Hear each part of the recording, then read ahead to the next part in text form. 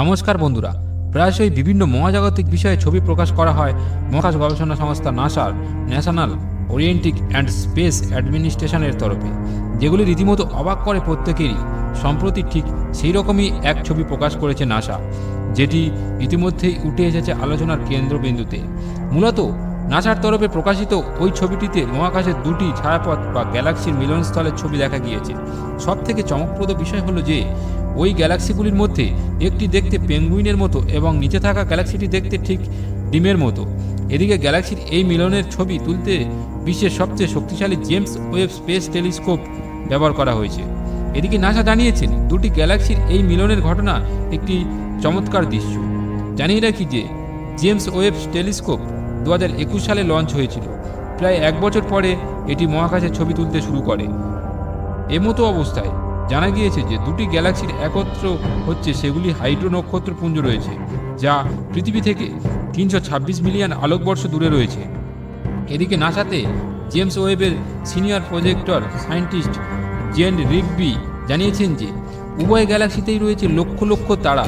এই দুটি গ্যালাক্সি থেকে একে অপরের সাথে মিলিত হওয়ার প্রক্রিয়া রয়েছে। মহাকাশে একাধিক ছোট গ্যালাক্সি একত্র হয়ে একটি বড় গ্যালাক্সি তৈরি করে। এখানে একই ঘটনা ঘটছে। আমাদের গ্যালাক্সি অনেক বেশি ম্যাচিওর।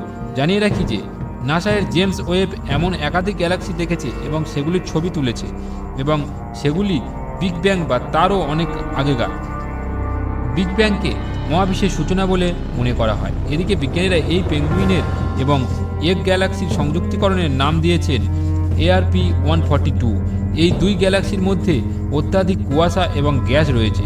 পাশাপাশি দুটি গ্যালাক্সি খুব ধীরে ধীরে মিলিত হচ্ছে বলেও জানা গিয়েছে।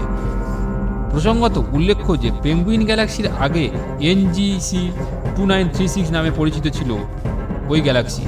জেমস ওয়েব যখন ছবিটি তোলে তখন এটি একটি পেঙ্গুইনের আকারে উপস্থিত হয়েছিল, তাই এর নাম দেওয়া হয়েছে পেঙ্গুইন গ্যালাক্সি। এদিকে ডিমের আকারের গ্যালাক্সির পুরো নাম হলো NGC 2937। দুটি গ্যালাক্সির দিকে তাকালে মনে হয় একটি পেঙ্গুইন তার ডিম রক্ষা করছে। নাসায়ের মতে উভয় গ্যালাক্সির প্রায় 25 মিলিয়ন থেকে 75 মিলিয়ন বছর ধরে একে অপরের দিকে চলে আসছে। তাদের একটি গ্যালাক্সিতে পরিণত হতে কয়েক কোটি বছর লাগবে বলে অনুমান করা হচ্ছে। তো বন্ধুরা, এটা একটি ছোট তথ্যমূলক ভিডিও ছিল।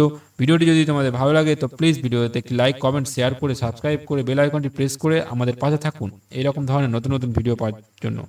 এখনকার মতো টাটা, দেখা হবে পরের ভিডিওতে। সবাই খুব ভালো থাকবেন।